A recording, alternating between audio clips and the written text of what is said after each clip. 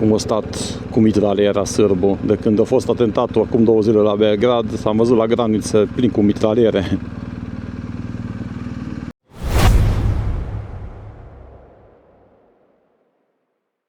Bună dimineața!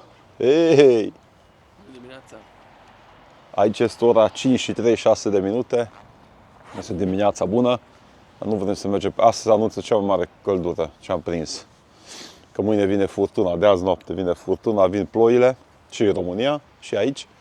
Așa că am decis să pornim așa repede. Suntem în Țațac. În hotel Livada. Livade. Și mergem către România. Avem de parcurs 637 de kilometri. Sper că o face cu bine. Let's go!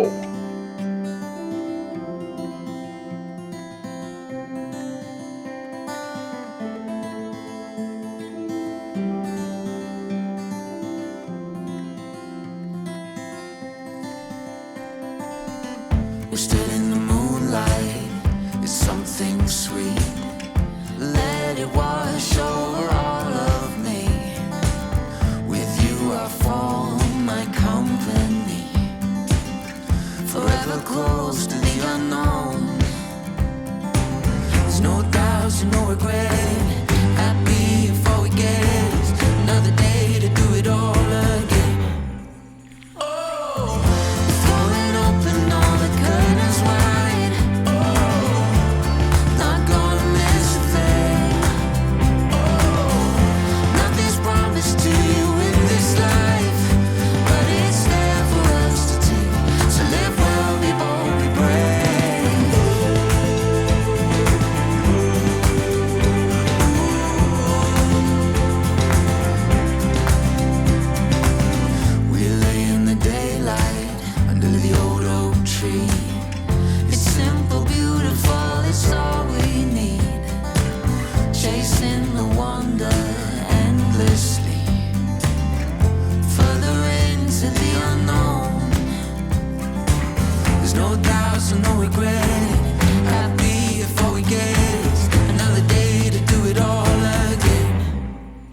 La Kikinda, Serbia și România.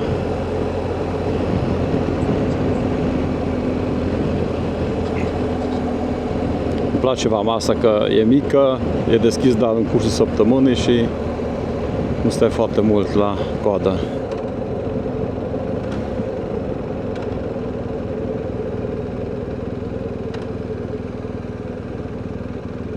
Cum a stat cu mitraliera sârbul. De când a fost atentatul acum 2 zile la Belgrad, am văzut la graniță plin cu mitraliere.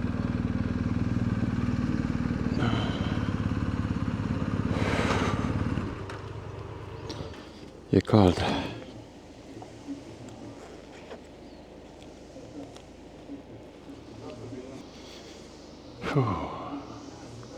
30 de grade. S-a anunță 37 azi.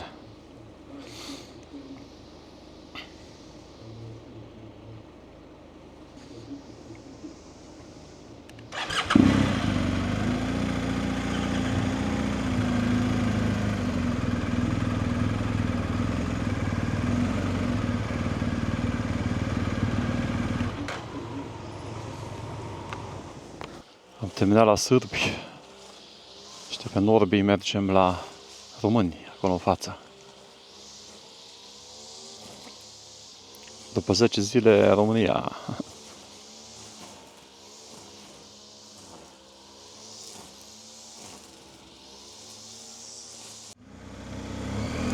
Vezi că ăștia la vamă știu românește toți, că aici stau români.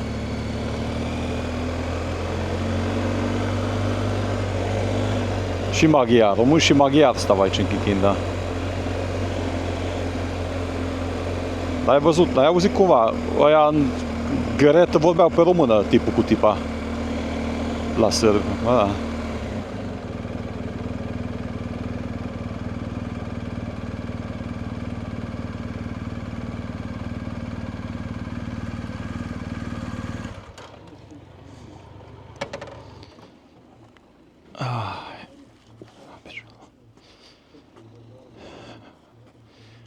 Dacă dorești să achiziționezi echipamente și accesori moto, Îți recomand motomus.ro. Aplicând codul de reducere NEO, vei beneficia automat de 5% reducere. Am intrat în România, haha, după 10 zile de tur în Balcan, astăzi a 10-a zi, am intrat în România. Suntem la 334 de kilometri de satul mare.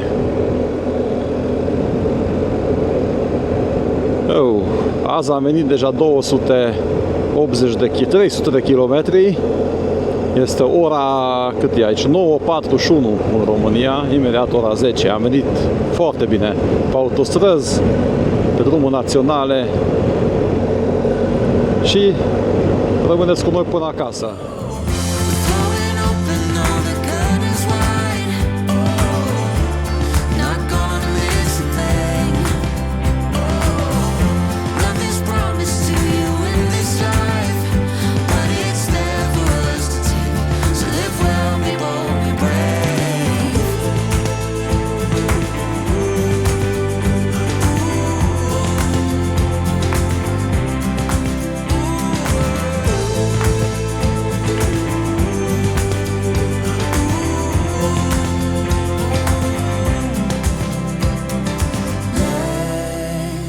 In the sun, you don't know what you got till it's gone.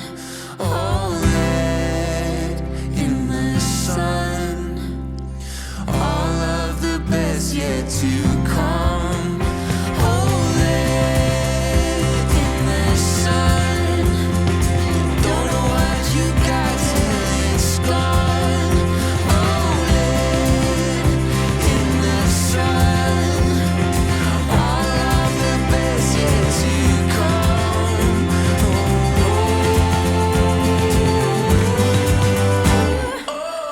We're throwing open all the curtains wide. Not gonna miss a thing. Nothing's promised to you in this life, but it's there for us to take. So live well, be bold, be brave.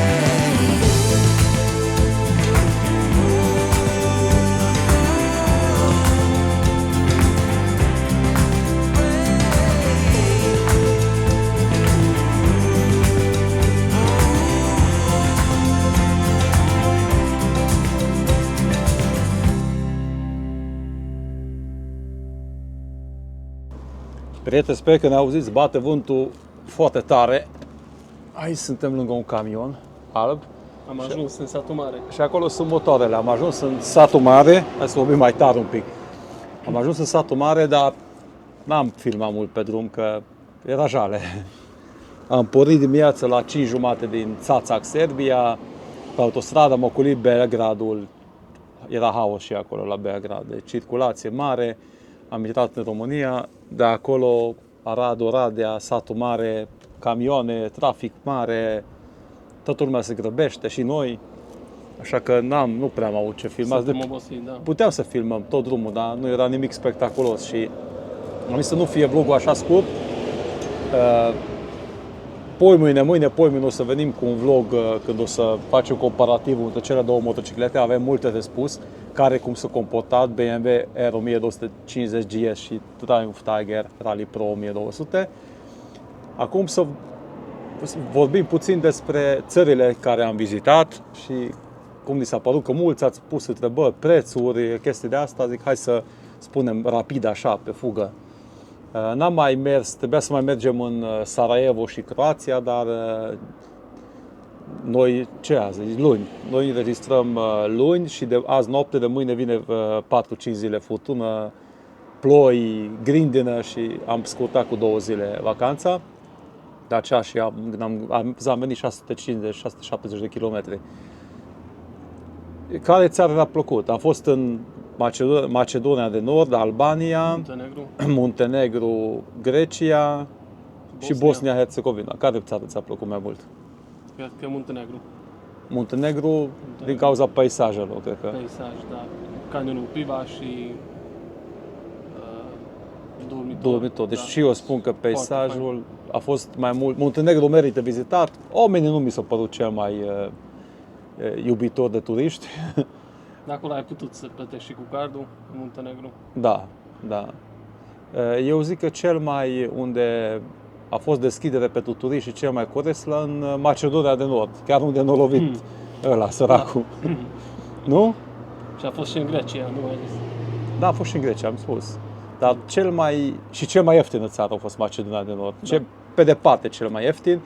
Benzine, hai să vorbim despre prețul la benzină. Undeva în Grecia 1,9 euro, 1,9, foarte scump a fost în Grecia, aproape 2 euro da. benzina. În Serbia 8 lei și ceva, să spunem în lei. Deci în Grecia undeva la aproape 10 lei, în Serbia 8 lei jumate, nu? Da. În Albania am făcut calculul, cam 7 lei și un pic era benzina, Cam la fel. ca și în România. Și în Macedonia de Nord a fost cel mai ieftin, 6,3. 6,43. 6,4. Și prețurile la mâncare, la restaurant, la orice, la o bere, la un vin ce am băut și am mâncat, Macedonia de Nord a fost, nu, pe departe cel mai ieftin în țară. Dar nu sunt diferențe mari față de România. Și eu spun că a doilea țară ieftină este România. Am dormit la Deva, chiar în condiții super faine, o salutăm pe doamna proprietară la hotel și nu mi s-a părut mai scump decât Muntenegru sau Grecia o scumpit. S-a scumpit destul de mult. Eu văd atâtea articole pe net că românii merg în Grecia, că s-a scumpit, că e mai ieftin decât Marea Neagră. Nu știu, eu n-am fost pe litoralul Mării Negre de 20 de ani, am fost. Că nu-mi place să mă duc aici la mare. Că e cu manele, nu-mi place. Dar tu ai fost. E mai scump Grecia decât România. Nu știu, puțin. Depinde și în Grecia unde mănânci, depinde și în... Dar așa, la taverne în Grecia 8,5 euro a fost un gyros plate, un gyros sămână 4,5 euro, depinde unde mănânci. Da. Grecia, peisaje, mi-a plăcut foarte mult acolo munți, Metsovo, chiar dacă am mers puțin pe autostradă, era autostradă virajată, fără camioane, deci chiar ne-am simțit foarte bine. Și în Muntenegru am încercat autostrada, celebra autostradă care au construit chinezii, mi-a plăcut foarte mult. Cu viaducte. Hai să vorbim despre Albania, puțin, care iarăși ne-a fermecat. SH6, drumul a fost super fain. Cine merge în Albania trebuie să are foarte mare grijă în trafic. Deci, așa caotic. Cel mai rău în Albania că taie dunga fiecare. Deci pentru noi motocicliști e nasol când tu mergi faci cornering-ul tău, mergi pe trasa ta și n-am văzut punul să nu taie curba. Deci în Albania, dunga, am zis, e vopsit acolo că arată bine. Am văzut și ei în străinătate că, trebuie să fie o dungă, dar șoferii se întreabă, de ce au vopsit ea dunga? Păi nu știm. Deci ei nu iau în considerare, în Albania aveți grijă în trafic. Cred că cel mai corect trafic este în Grecia, acolo au grijă de motocicliști, ăia sunt calmi și cel mai haotic cred că este în Albania traficul. Bosnia am trecut prin drumul ăla celebru cu 40 și ceva de tuneluri, ne-a plăcut, dar nu ne-a lăsat acum o impresie. Bine, eram și în tranzit în Bosnia, nu putem să spunem că... Dar și când am intrat în țară, am mers 40 km aproape off-road. Pe niște drumuri, deci cum intri din Muntenegru spre Bosnia, acolo pe munte, e dezastru drumul, deci... Da, cam asta e. Eu totuși acum spun că cel mai bine m-am simțit în Macedonia de Nord, nu știu de ce. Era și Wine Festival, nu știu de ce. Chiar spun, chiar dacă ne-a lovit și am văzut foarte multe comentarii că se putea evita, nu se putea evita nicicum. Că mulți au spus că de ce tragi așa aproape de el. Din păcate nu s-a filmat accidentul. Deci tipul, după o curbă rapidă, s-a oprit. Deci pur și simplu noi dacă ne opream la 3 metri de el, riscam să intre în noi cineva cu viteză, că acolo merg. Dar noi nu am crezut nici pe departe că el se va opri. Deci el a semnalizat stânga și nu venea nimic din față. Deci normal tu faci calculul că el ia în stânga și tu te duci. El s-a oprit, nu ne-a oprit în spatele lui, a zis, cine știe ce s-a oprit. Și după aceea au dat nici în spate, nici nu ne-am gândit noi că o să dea în spate. Și am fost la 1 metru distanță de el, deci am fost la 30 de centimetri. Dar pur și simplu în spatele meu era Norbi, nu puteam să... Și cu motocicletă de Nici n-ai putut. 270 de kilograme, care abia ajungi cu picioarele jos, cine știe să meargă repede în spate fără marșalier, îi dau premiul Oscar, deci n-ai cum. Singura soluție a fost să sar de pe motocicletă, așa a intrat Dan în motocicleta mea, Norbi a rămas întreg și motocicleta a rămas întreg. Și ieri, sau după ce am spălat, am inspectat, nici o zgârietură, deci nu ne explicăm amândoi. A dat cu stopul din spate a mașinii în proiectorul meu, care e din plastic și nu s-a spart nici proiectorul, deci nu s-a spart nici proiectorul. Era, nu știu, Dumnezeu de sus așa, a avut nici o zgârietură și când a căzut motocicleta în partea dreaptă, a căzut în iarbă și nici acolo nu s-a lovit. În fine, tipul și-a cerut scuze, ați văzut pe video de 500 de ori, l-am iertat, a greșit, asta e. Și pentru el este. Dar oricum o zis, verificați motocicleta, dacă aveți ceva pagubă, plătesc cash imediat. Noi putea să spunem, uite ăla, dar nu, era băiatul corect, n-am luat niciun leu de la el. Așa că, prieten, asta a fost drumul nostru, aventura pierduți în Balcani. O să vorbim tura viitoare despre motociclete, cum s-au comportat absolut tot. Eu zic că merită să mergeți în Balcani, că este frumos, dar nu în iulie-august. Fiindcă este foarte aglomerat, vămile erau foarte aglomerate. Deci dacă eram cu mașina, și acum stăm la vamă. Deci cu motocicletele și mulți a scris acolo că nu vi-e rușine, că vă băgați în față. Credeți-mă că toți motocicliștii se bagă în față, fiindcă stai pe o motocicletă de 90 de grade, foarte cald, tu ești echipat și ții minte la vama cu Muntenegru, cu Bosnia nu ne-am băgat, că erau 10 mașini și tot au venit vame și au zis, dar mergeți în față, mergeți în față. Au venit cu bicicleta vame și zice, mergeți în față. Zic că stăm, oricum ne dura și curul un pic deja pe scaun, zic, hai să stăm un pic. Deci, credeți-mă că vame și chiar vă îndrumă motocicliștii să mergeți în față, așa că cei mașiniști să nu vă supărați. Și eu, cum sunt cu mașina, stau la coadă. Și acolo nici nu a claxonat nimeni. Nimeni, nu. Numai aici în România au făcut. Numai în România au făcut unul, avea o șapcă de IPA, s-a crezut mare polițist și au vrut să dea ordine, dar în fine, asta nu. Asta e, cu motocicleta, deci dacă și vă vreți să vă băgați în față, cumpărați motocicletă și să vedeți ce fain e să stai la coadă în așa căldură. Ok, mai avem ceva. Care ți-a plăcut mai mult, Maroc sau ăsta? Nu știu. Cred că e Maroc. Marocul e foarte mai departe. Am călătorit cu vaporul, Marocul, da. Dar la peisaje eu zic că Marocul e interesant, aici e frumos. Dar uite și acum cum am fost în Muntenegru, Bosnia, Albania, Grecia, nu știu câte țări, Macedonia de Nord, eu totul spun că România e parcă mai frumoasă decât toate. Serios, deci când mergi aici pe Transalpina, deci ai peisaje. Acolo, într-adevăr, în Muntenegru, Durmitor, Piva Caiu, nu avem așa ceva. Deci acolo un pic ieșit în comun, dar în Macedonia de Nord, lacul ăia. Lacul Ohrid, da. Și, dar aici peisajul din Albania o avem aproape, eu așa zic. Dar peisajul din Muntenegru, într-adevăr, nu este departe Muntenegru, dar dacă vreți să mergeți cu mașina, să știți că vămile sunt pline, deci stați 4, 5, 6, 7 ore. În septembrie merită. În septembrie zic că merită. Ok, prieteni. Asta a fost aventura noastră pierduți în Balcani. Sper că v-a plăcut. Mulți au spus că v-a plăcut imaginea, fiindcă acum am filmat 4K. Norbi știe cât am dormit nopțile când am editat video. E mult mai greu să editez și îți ia mult mai mult timp. Nu știu dacă pe viitor voi face așa. Cred că da, dar nu știu. Poate vloguri mai scurte. Am dormit 2-3 ore fiecare noapte, dar am meritat, fiindcă, într-adevăr, au ieșit niște peisaje, niște imagini faine. Mulți s-au întrebat de muzică. V-am răspuns la vlogul de ieri. Dacă cine a urmărit vlogul de ieri, am răspuns ce muzică folosesc, așa că mergem înainte, mergem acasă, încă n-am mâncat azi. Ok. Mulțumim încă o dată că ne-ați urmărit. Să rămână. Urmează o nouă aventură. Unde? Rămâne secret.